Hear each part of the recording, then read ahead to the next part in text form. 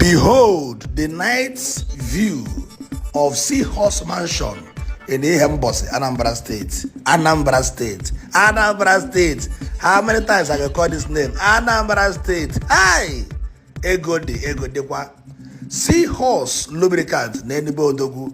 A very strong, powerful civilian of our time, in the person of High Chief Sir St. Ebukezu Nwanunkwo, the great SND Buburuburu of Benin Republic, the great Opato Zuora of Ihembosi, Odugwa Bosogo, Okwana January 3rd, Kwanjega Baroto, Nendi Bodogu Nabale. Agwaramu soon Ebos na way been also Koji Ariugu. Ha! I got Pachara Hero, Bakoga Bodogu and keep Azua. Piachara hero no gabalogi, Piachala hilo. Ebisi ebete kao, Piachala hilo, Seahorse or Kennedy, eh? The incoming Senate of Anambra South Senatorial Zone, Nike Chineke Wunika. Chairman, sir. I ran up cities for the January 2nd and 3rd. Yes. Now, if you will come to Anambra State. Yeah. Amen. This is not home, this is country home. This is home away from home. Everyone who did hello, I am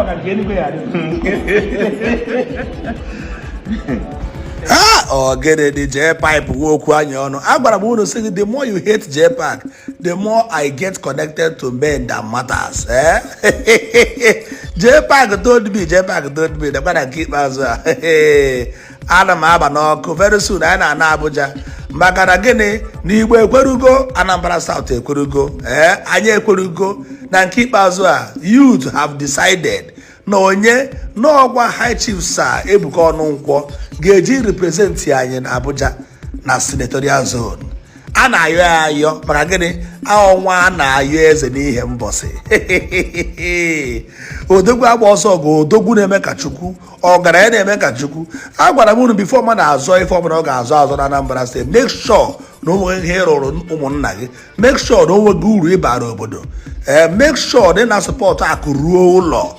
Bakanos Chief Sir Ebuko Nunkwo, the managing director of Seahorse Lubricants, the #1 lubricant, the #1 engine oil, the whole of Africa in Adama aka. Mmanu ndị Dubai adama Seahorse aka. Mmanu ndị America adama Seahorse aka.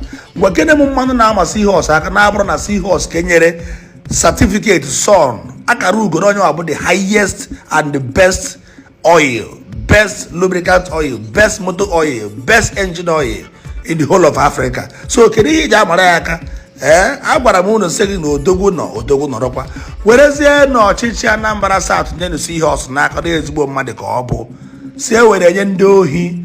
Amara m ihe batara aja like inye ndị ohi ọchịchị si nye onye rugoro ọrụ n'obodo oteghị iro mee everything.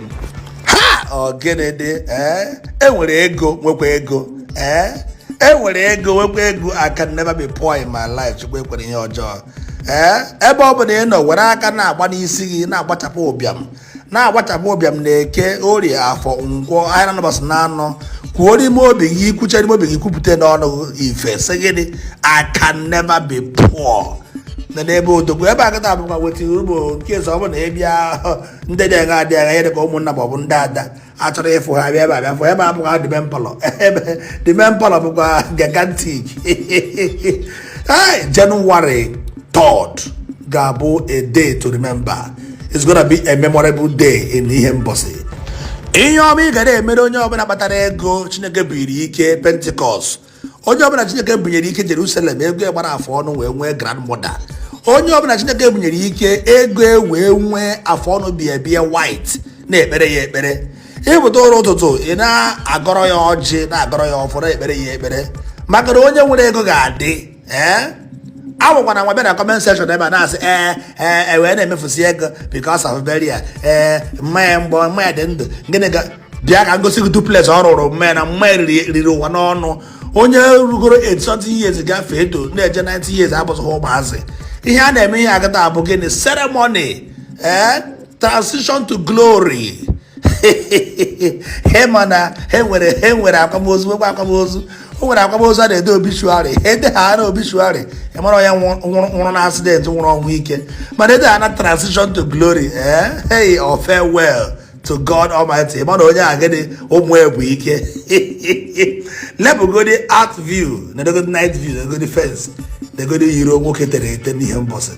Biko ka anyị kwado ni seahorse lubricant. Ezigbo mmadụ ka ọ bụ.